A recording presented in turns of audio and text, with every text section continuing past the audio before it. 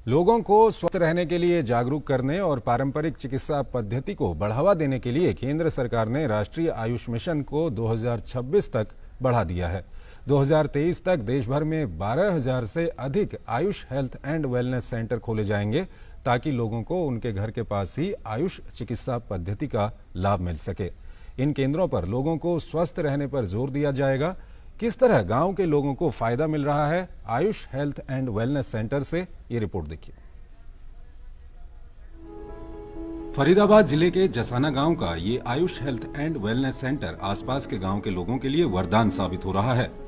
छोटी छोटी बीमारी हो या कोई सलाह लेना, गांव के लोग इस आयुष सेंटर पर आना नहीं भूलते। Ayush health and wellness centre में डॉक्टर न केवल बीमारियों की पहचान कर इलाज करते हैं बल्कि लोगों को निरोग रहने की विशेष सलाह भी देते हैं। यही वजह है कि आयुष सेंटर में सुबह सुबह योग सत्र का भी आयोजन होता है।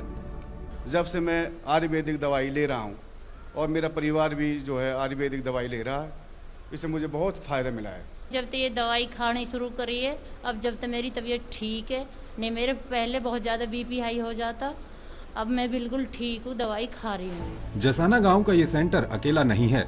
इस साल के आखिर तक देश में ऐसे 4,000 से अधिक सेंटर खुलेंगे। फरीदाबाद के जसाना में ये Ayush health and wellness centre है और इस तरह के सेंटर पूरे देश भर में बनाए जाएंगे। 2023 तक 12,000 से ज्यादा Ayush health and wellness centre बनाया जाएगा ताकि गांव के लोगों को गांव में ही आयुर्वेद पद्धति से, आयुष पद्धति से उनको इलाज मिले।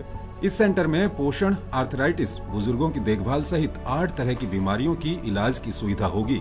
मस्कुलोस्केलेटल डिसऑर्डर्स है, ऑर्थो आर्थराइटिस है, फिर पैलिएटिव केयर को हम स्ट्रेंथ देंगे, फिर जेरियाट्रिक केयर को भी हम कंट्रोल करेंगे इसमें। साथ ही साथ हम स्कूल्स में भी बच्चों को एक आयुष अपने लाइफ स्टाइल, सेल्फ केयर के बारे में उनको अवेयर करेंगे।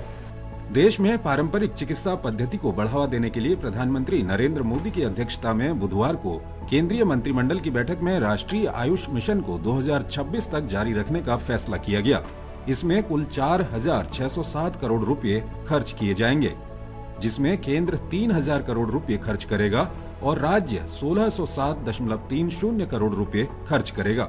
राष्ट्रीय आयुष मिशन के तहत 6 आयुष कॉलेज और 12 आयुष पोस्ट ग्रेजुएट इंस्टीट्यूट का निर्माण किया जाएगा।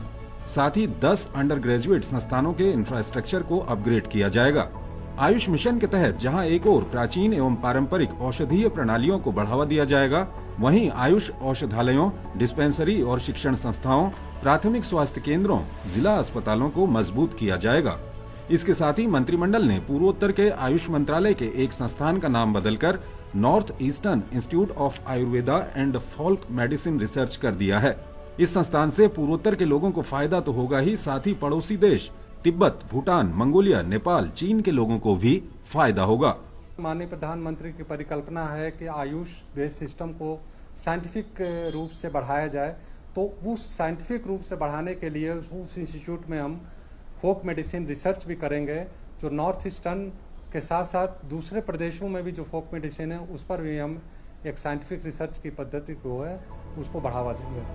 2014 में जब आयुष मंत्रालय बना था तो 2014 से 2020 तक आयुष मिशन का पहला फेज सफलतापूर्वक चला और ये दूसरा फेज पारंपरिक चिकित्सा पद्धति को जन जन तक लोकप्रिय करेगा। साथ ही लोगों को स्वास्थ्य के प्रति जागरूक करने, बीमारी के बोझ को कम करने में अहम भूमिका निभाएगा। Nitendra Singh, DD news, Delhi.